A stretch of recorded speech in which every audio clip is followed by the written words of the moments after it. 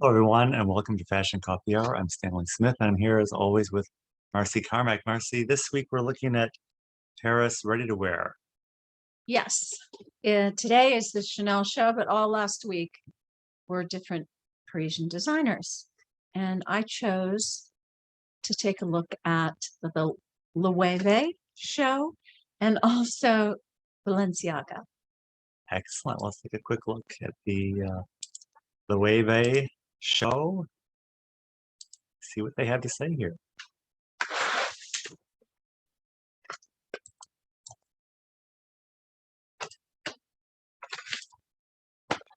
Jonathan Anderson is the designer for Loewe, which is a very old design house.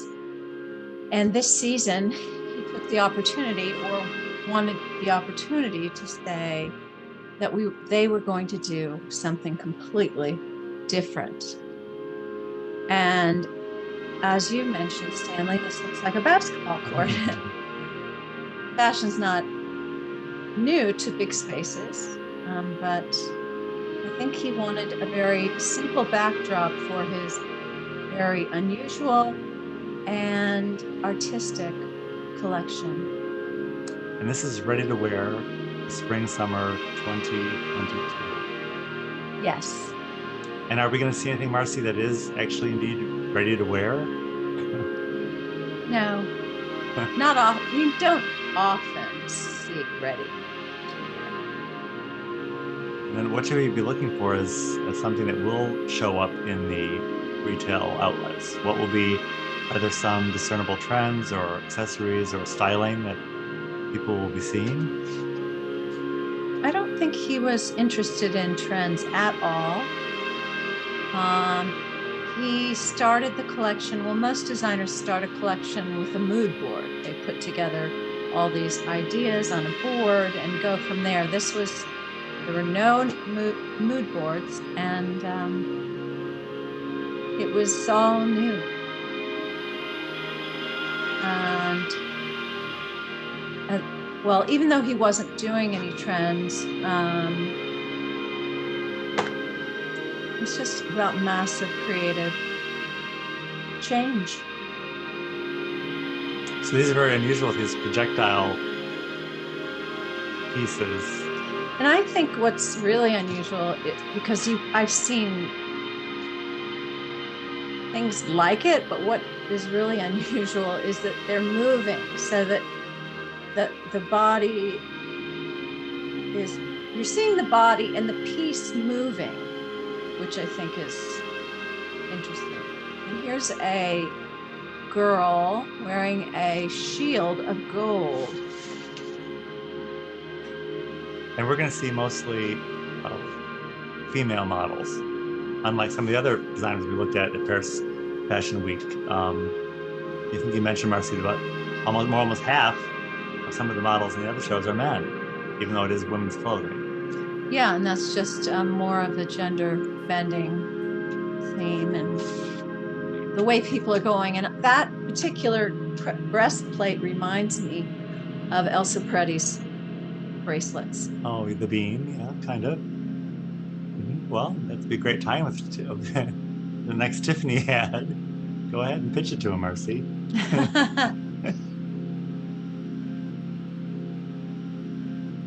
So I said to Stanley earlier that this is like going to an art show, a moving art show. Well, one thing that was clever is having the models enter through the floor. It saves space for the audience because the audience can have all four sides of the runway area. That's right. So it's very efficient. And this is taking place in Paris? It is. It is. So Fashion Month starts with New York, goes to London, then Milan, and the end of it is in Paris. And I think the last show is Chanel. Well, we looked at many designers who participated in Paris Fashion Week. So a lot of designers doing a lot of work. Yes. Their creativity does not stop.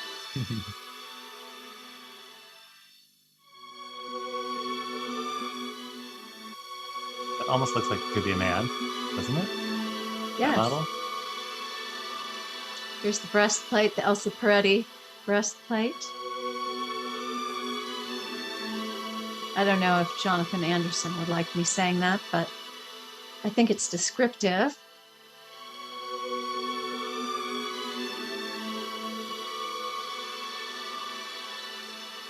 These I thought were kind of funny.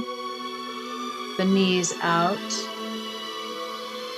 And the color has kind of a Rococo feeling to it. The light blue. The light blue and the pink. A silly, whimsical look.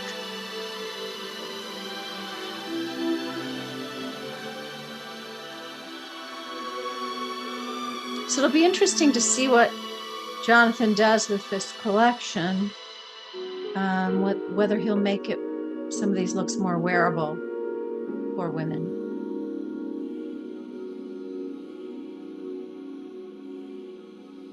Well, which do you see as the most problematic piece so far, Marcy? Would that be the breastplate piece as far as marketing that?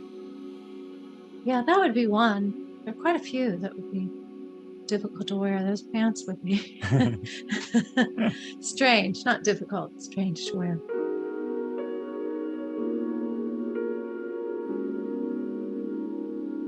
Well, go ahead. Well, the music, it goes along with this sort of contemplative show.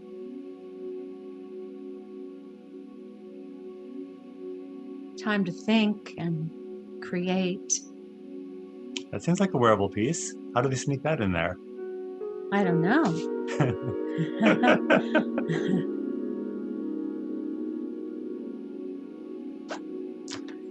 And my favorite look is coming up. Literally coming up. It's coming up through the floor, Marcy.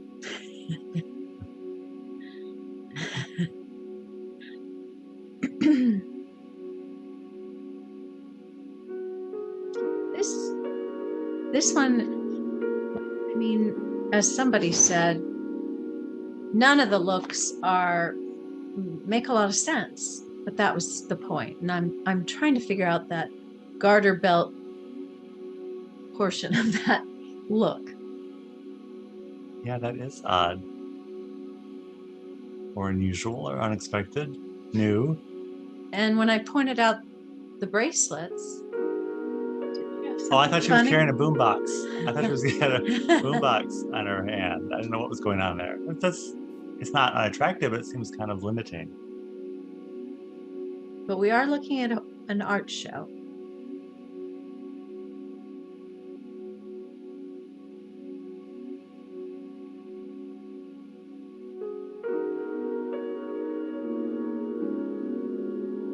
So there's the look I like, that light blue drapey one.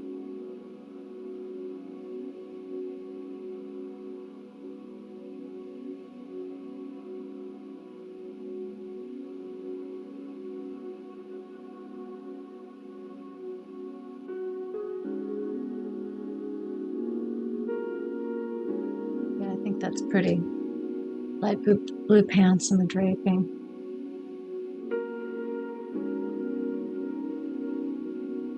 Well, those look like a take on Uggs. Well, at least this is a little bit lighter and fresher than some of the other designers we looked at as Paris Fashion Week. I saw a lot of dark and drab and dreary colors, and it seems to have it's a little lighter, fresher looking palette. Lighter, fresher looking palette, and the silhouettes are lighter and fresher, I would say. And we are seeing the thing that you describe as deconstructed, and we saw that a lot in some of the other designers, but less so here. It's there, but not so all-encompassing. I didn't mention the trench coats that were deconstructed. So we're talking about something else, but maybe there'll be another one that comes out sort of on backward with part cut out. It was so deconstructed, I didn't notice it, Marcy. But I do remember we had a conversation when we had the Burberry show that I had a deconstructed trench coat. So that's something we it's a continuing theme. Yeah. Season. You know, Burberry doesn't own the trench coat. Oh, no, but they also don't own the theme of deconstructed. No. And that was kind of a joke that they don't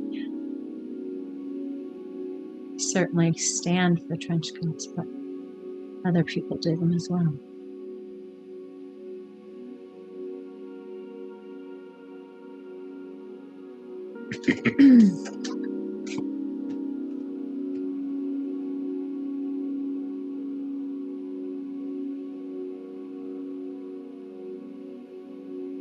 Well, I think we get the gist of this. Would you like to move on to Anna Wintour? Yeah, let's do that. But let me talk about Balenciaga a little bit before we watch Anna. Why don't you give us a cue up to Balenciaga while I navigate the cyberspace? So, which is always challenging. So Balenciaga this season, Demna wanted to do something fun. So I think there's a camp that wants to be creative and wants to do something fun. And he's of the second camp, although he wants to be creative as well. I mean, they all want to be creative. So he did a fake red carpet. And by fake, that means that it wasn't celebrities, it was celebrity models. And I guess also it was a red carpet to a show. So the people inside didn't know what was going on. All of a sudden they realized there's a red carpet outside. And that was a buildup to an actual film premiere that Demna and Balenciaga are going to do with The Simpsons. So, wow, now that is multicultural, Marcy. Yes. And this is our friend Anna Wintour making her entrance on the fake red carpet. Yeah, and when I first saw that, I'm like, pink. But it just must be the lighting. The film, yeah. So people went pretty crazy for Anna, even though there were people like Cardi B and others. And Anna's wearing Balenciaga, and it's oversized and a little bit different for her. She's usually wearing something.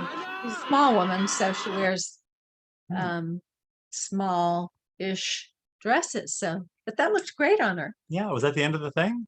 That was just a little clip. Oh, that was a teaser, Marcy, and that really worked because I didn't know that was it.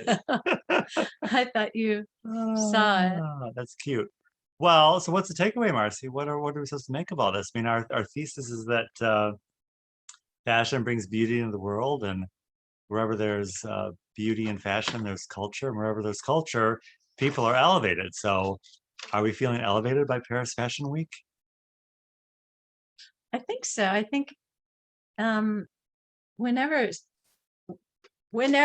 it's Paris Fashion Week, it's uplifting. Whether you like the clothes or not, some of the overall trends were gender fluidity. We've been seeing that for a few seasons now. And there were oversized everything. I think you're right, Marcy. And the whole idea of liking it or not liking it it's very important, because oftentimes we all fall into the trap of, I don't like it. Well, usually we don't like it just because it's different and foreign to us. And I think we're all pretty familiar with our current state of affairs and our current lives, and we know how that's working. So it certainly doesn't hurt to be open to something new and different. So we hope you will join us to escape this evening for our regular Fashion Coffee Hour at 6 p.m. Central Time. If you'd like an invite, please email us. I'll put the email address in the description, and we'd be happy to have you join us at 6 p.m. Central Time on Fashion Coffee Hour. Thank you so much. Bye-bye.